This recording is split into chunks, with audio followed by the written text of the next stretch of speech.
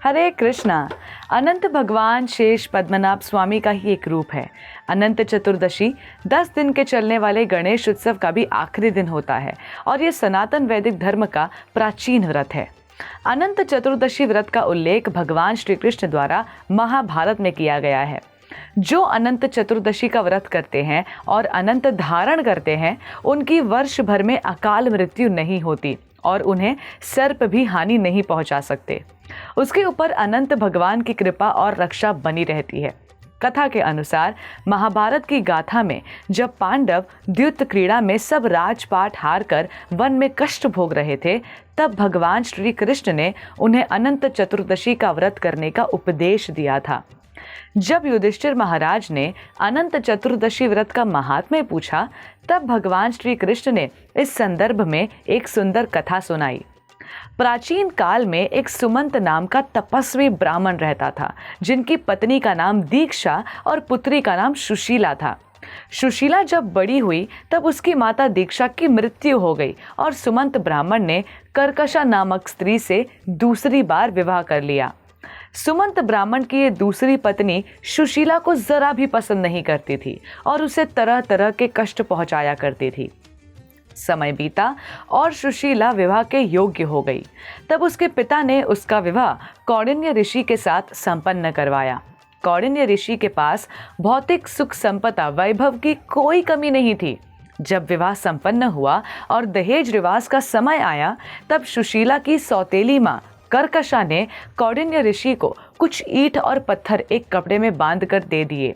कौंडिन्य ऋषि को कर्कशा का ये व्यवहार बिल्कुल अच्छा नहीं लगा, पर वे बिना कुछ बोले सुशीला को लेकर चल दिए। रास्ते में ही घोर रात्रि हो गई तो एक नदी तट पर रुककर अपनी संध्या पाठ करने लगे।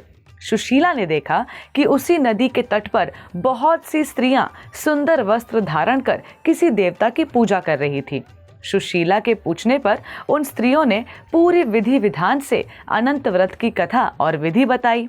उस व्रत की कथा सुनकर सुशीला अत्यंत प्रभावित हुई और उसने वहीं उस व्रत के अनुष्ठान का संकल्प ले लिया। 14 गांठों वाली डोरी धारण कर सुशीला ऋषि कौंडिन्य के पास आ गई। अनंत चतुर्दशी व्रत का पालन कर रहे लोगों को 14 गांठों वाली डोरी बांधना अनिवार्य होती है। कौंडिन्य ऋषि ने सुशीला के हाथ में बंधी हुई डोरी देखी और उन्हें ऐसा लगा कि सुशीला कोई डोरी बांध उन्हें अपने वश में करना चाहती है।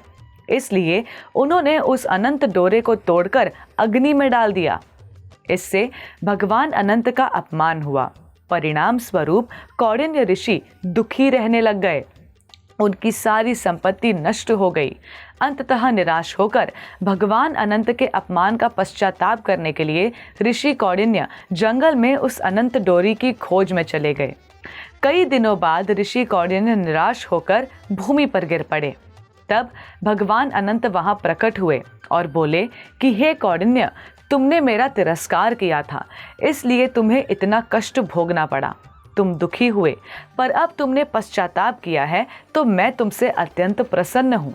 अब तुम घर जाकर विधि पूर्वक अनंत व्रत करो। 14 वर्षों के व्रत के उपरांत तुम धन धान्य से संपन्न हो जाओगे। कौंडिन्य मुनि ने वैसा ही किया और उन्हें सारे क्लेशों से मुक्ति मिल गई। श्री कृष्ण भगवान के बताए अनुसार युधिष्ठिर महाराज ने भी 14 वर्षों तक विधि विधान से अनंत भगवान का व्रत किया। ऐसी मान्यता है कि इस दिन विष्णु सहस्त्र नाम करने से व्यक्ति की इच्छा भगवान श्री हरि विष्णु स्वयं पूरी करते हैं। ये व्रत रखने से सुख संपदा, लक्ष्मी वैभव, पुत्र आदि सब कुछ प्राप्त हो सकता है। भगवान श्री कृष्ण का ही एक रूप अनंत है। भगवान श्री कृष्ण ही आदि और अनंत हैं। जैसे पांडवों ने समर्पित भाव से श्री कृष्ण भगवान का कथन स्वीकार किया, उसी प्रकार हमें भी पूर्ण समर्पण से भगवान की आज्ञा का पालन करना चाहिए। और जिस तरह पांडवों ने हर परेशानी से मुक्ति पाई, उसी तरह हम भी जीवन के हर संकट को पार कर अपना जीवन सफल बना सकते हैं। हरे कृष्णा टीवी की ओर से अनंत चतुर्दशी की आप सभी को ढेरों शुभकामनाएं। धन्यवाद। हरे कृष्णा। ऐसे ही और भक्तिमय कार्यक्रमों के लिए देखिए हरे कृष्णा टेलीविजन और इसे प्राप्त करने के लिए आप अपने केबल अथवा DTH ऑपरेटर से संपर्क करें तथा और अधिक जानकारी के लिए आज ही डायल करें 7666 839 8839।